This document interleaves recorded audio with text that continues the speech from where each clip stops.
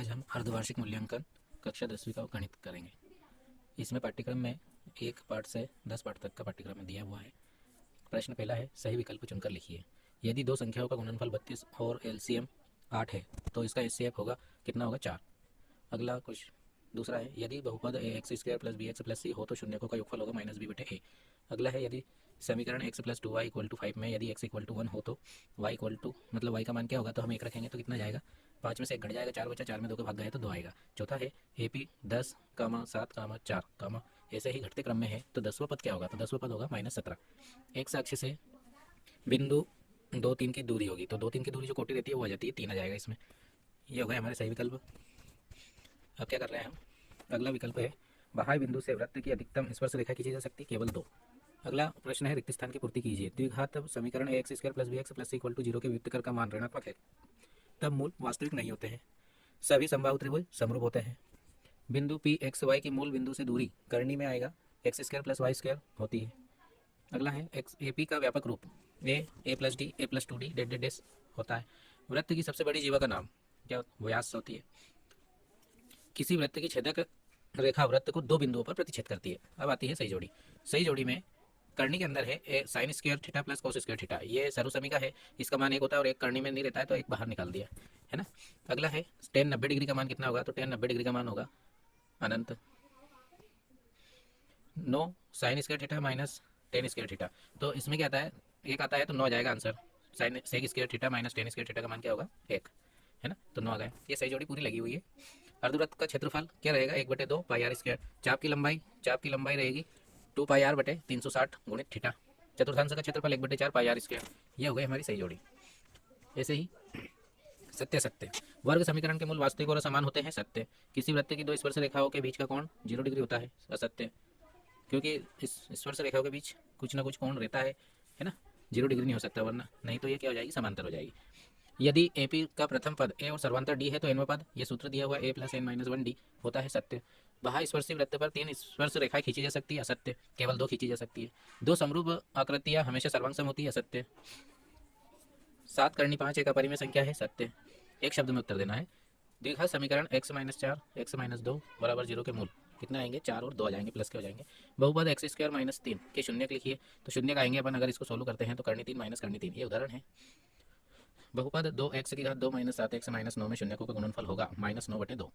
2 चरों वाले रैखिक समीकरण का व्यापक रूप लिखिए, तो ax plus by equal to 0। Pythagoras प्रमेय या बोधायन प्रमेय क्या है, तो हम क्या लिखेंगे, किसी समकोण त्रिभुज में एक भुजा का वर्ग अन्य 2 भुजाओं के वर्गों के योग के बराबर होता है। अगला है छठा, tan 26 डिग्री बटे कोट 64 डिग्री का मान होगा, तो हम अगर इसकी निष्पत्ति चेंज करते हैं तो 90 माइनस 64 आ जाएगा, इसका आ जाएगा कोट बटे कोट, तो 1 मान आएगा। प्रश्न है छठा, निम्नलिखित का एचसीएफ एलसीएम ज्ञात करना है, इनकी जांच भी करना है। 2 संख्याओं का गुणनफल बराबर है एलसीएम गुणित एचसीएफ, और संख्या क्या है 105, 510 और 92, तो इनका एचसीएफ आएगा 2 और एलसीएम आएगा 23,460। अगर दोनों संख्याओं का गुणा करते हैं तो हम जांच भी मैंने यहाँ पे शॉर्ट में दे दिया डायरेक्ट आंसर, इसको सोल्व अलग से करना है अभाज्य गुणनखंड विधि द्वारा, है ना। तो कितना आएगा, 510 का 92 में गुणा करेंगे तो 46,920, और ऐसे ही 2 का गुणा 23,460 में करेंगे तो 46,920 आएंगे। अब आता है अथवा वाला क्वेश्चन, ज़्यादा सरल है इसका। छठे क्वेश्चन का क्या है, संख्या 6 और 2 के अभाज्य गुणनखंड विधि से एचसीएफ एलसीएम ज्ञात करना है, तो वही तरीका है। जांच भी करना है कि 2 संख्या का गुणनफल बराबर होता है एलसीएम गुणित एचसीएफ, तो अगर 6 और 20 का अगर हम एचसीएफ देखें तो कितना आएगा 2 और एलसीएम 60। अगर दोनों का गुणा करते हैं तो 120 आता है, एलसीएम का और एचसीएफ का गुणा करते हैं तो 120 आता है, दोनों संख्याओं का भी गुणा करते हैं तो 120 आता है। अब आता है, सिद्ध कीजिए कि 7 करनी 5 एक अपरिमेय संख्या है, तो हम क्या करेंगे, इसको p/q के रूप में मानेंगे और सोल्व कर लेंगे, है ना। अथवा वाला क्वेश्चन पहले भी आ चुका है, त्रैमासिक वाले में भी मैंने सोल्व करवाया है इसे अच्छे से, ठीक है। इसमें पहली संख्या में 13, ये यहाँ पे चिन्ह में भी गलती है, 13 गुणित 13 लिखा रहा है, इसमें 13 प्लस 13 है, 13 कॉमन आ जाएगा, मतलब 13 का गुणज हो जाएगा, है ना। ऐसे ही 5 आएगा, इसमें पीछे कटा हुआ है। अगला क्वेश्चन है, किसी बहुपद px के लिए y इक्वल टू px का ग्राफ दिया हुआ है, तो शून्यकों की संख्या कैसे ज्ञात करेंगे हम, जितने बार x के मान आते हैं वो शून्य रहते हैं, तो x अक्ष को जितनी बार ये क्रॉस करेगा उतने शून्य आएंगे। कितनी बार कर रहा है कर्व, 2 जगह, तो कितने शून्य आएंगे 2। ऐसे ही अथवा वाला क्वेश्चन, एक द्विघात बहुपद ज्ञात करना है जिसके शून्यकों का योग और गुणनफल दे रखा है, कितना है, योग है 1/4 और गुणनफल है -1, तो अगर इसको हम सोल्व करते हैं तो कितना आता है, 4 x घात 2 माइनस 4, है ना। मैंने यहाँ पे डायरेक्ट दिया है इसको। ऐसे ही अगला क्वेश्चन 9 है, निम्न बहुपद के शून्य ज्ञात करना है, शून्य का गुणनफल के संबंध में सत्यता की जांच करना है, तो हम क्या करेंगे, गुणनखंड विधि अपनाएंगे और गुणा करने पर ऐसी संख्या सोचेंगे जिनका गुणा करने पर 10 आए और जोड़ने पर 7 आए, तो 5 और 2 हम ऐसे गुणनखंड करके कर सकते हैं, ठीक है। अगला है इसका अथवा, ये पार्ट 2 के क्वेश्चन है। निम्न बहुपद के शून्य ज्ञात करना है और शून्यकों के गुणांकों के भी संबंध करना है। ये भी उसी का अथवा वाला क्वेश्चन है। तो इसमें भी 6x की घात 2 माइनस 3 माइनस 7x, इसको हम सही करके लिखेंगे तो क्या आएगा 6x की घात 2 माइनस 7x माइनस 3। ऐसे ही हम इसके गुणनखंड करेंगे तो 6 18 गुणा करने पर आना चाहिए, जोड़ने पर -7 आना चाहिए। तो हम क्या सोचेंगे, ऐसी संख्या है 9 और 2, है ना। तो इस प्रकार से हम उसको सोल्व कर सकते हैं। अगला क्वेश्चन है इसका 10वां। अनुपात दे रखे हैं a1/a2 b1/b2 c1/c2 की तुलना करके हमें ये ज्ञात करना है कि कौन सा समीकरण युग्म संगत है या असंगत। तो नीचे दिया हुआ है 5x माइनस 3y बराबर 11 और अगला है -10x प्लस 6y बराबर -22। अगर हम इनके मानों की तुलना करते हैं व्यापक समीकरण से तो a1 का मान आता है 5, b1 -3, c1 -11, a2 -10, b2 6 और c2 आएगा 22। अगर हम इनके अनुपात में लिखेंगे तो 5/10 आएगा, तो 1/2 आएगा आंसर अनुपात। और ऐसे ही b1 b2 का अनुपात आएगा 1/2, क्योंकि 3 से 6 कट जाएंगे। ऐसा ही 11/22 लिखेंगे c1 c2 का अनुपात, तो ये भी 1/2 आएगा। तो तीनों मान बराबर आएंगे, इसलिए समीकरण युग्म क्या होंगे, संगत। अथवा वाला क्वेश्चन है, एक रेखिक समीकरण 2x माइनस 3y बराबर 8 बराबर 0 दी गई है। तो दो चरणों में एक ऐसी संख्या, है ना, रेखिक समीकरण जिससे प्राप्त युग्म का अजामिति निरूपण समांतर रेखाएं हो, ऐसे सोचना है। तो एक तो हम यही समीकरण मान लेंगे और दूसरी में क्या करेंगे, जो 8 है उसके आगे का चिन्ह बदल देंगे। तो क्या चिन्ह आ जाएगा, प्लस के 8, है ना। तो इसमें क्या हो जाएगा, a1/a2 बराबर हो जाएगा b1/b2 के, और c1 बराबर बटे c2 बराबर नहीं होगा। तो हमारा क्या जाएगा, रेखाएं समांतर रेखाएं होगी। अगला क्वेश्चन है 11वां। गुणनखंड विधि से निम्न द्विघात समीकरण के मूल ज्ञात कीजिए। तो हमें 2x की घात 2 माइनस 7x प्लस 3 बराबर 0 है। तो इसको मैंने सोल्व भी करा है। अगले जो दो क्वेश्चन आगे निकल चुके हैं वो भी इसी तरह से सोल्व होते हैं, है ना। तो हम 7 को तोड़ेंगे तो 6 और 1 में तोड़ेंगे, है ना। तो 2x की घात 2 minus 6x minus x plus 3 बराबर 0। अगर हम एल से इसके गुणनखंड करेंगे तो क्या आएगा, मैंने स्टेप कम करके लिखा है यहाँ पे, 2x माइनस 1 x माइनस 3 बराबर 0। तो x का मान आएगा 1/2 और x का मान आएगा 3। ये आ गए इसके मूल। अथवा वाला क्वेश्चन है, निम्न द्विघात समीकरण के मूल यदि उनका अस्तित्व हो तो उन्हें द्विघाती सूत्र से का उपयोग करके ज्ञात करना है। तो हम अस्तित्व कैसे चेक करेंगे, विविक्त कर से। मतलब d बराबर होता है b² माइनस 4ac। अगर विविक्त कर का मान 0 से बड़ा आता है या 0 के बराबर आता है तो अस्तित्व रहता है। तो हम कौन सा सूत्र लगाएंगे, x बराबर माइनस बी प्लस माइनस, मैंने यहाँ पे करने के अंदर d लिखा है। हम चाहे तो ये पूरा मान भी लिख सकते हैं, d वाला मान मैंने ऊपर लिखा है इसलिए यहाँ नहीं लिखा है। b² माइनस 4ac आता है बटे 2a। इस सूत्र से हम इसके समीकरण की तुलना करके हल कर सकते हैं। यहाँ पर a का मान रहेगा 1, b का मान रहेगा 4 और c का मान रहेगा 5। यहाँ पे सोल्व नहीं करा है मैंने, इंट दिए। प्रश्न है 12वां। यदि दी हुई एपी के प्रथम 4 पद लिखना है जबकि प्रथम पद ए और सर्वांतर डी है, तो प्रथम पद ए लिखते हैं अपन, कितना दे रखा है, -1.25 और डी का मान है -0.25। एपी अगर हम लिखेंगे तो डी का मान जुड़ता जाता है, पहला पद तो वही रहता है जो ए है, मतलब -1.25 आएगा। दूसरा पद उसमें 0.25 जोड़ देंगे तो कितना जाएगा, 1.50। अगले में -1.75 और अगला पद आ जाएगा -2.00, है ना।